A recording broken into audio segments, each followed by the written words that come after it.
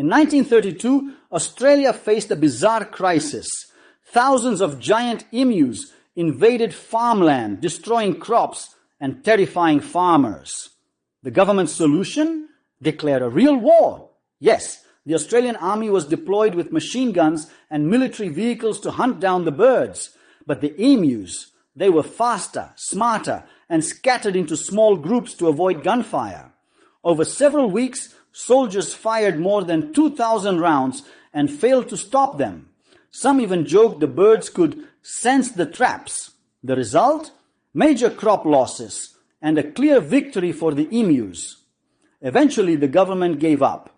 The incident became known as the Great Emu War, a real war between a modern army and birds that can't even fly.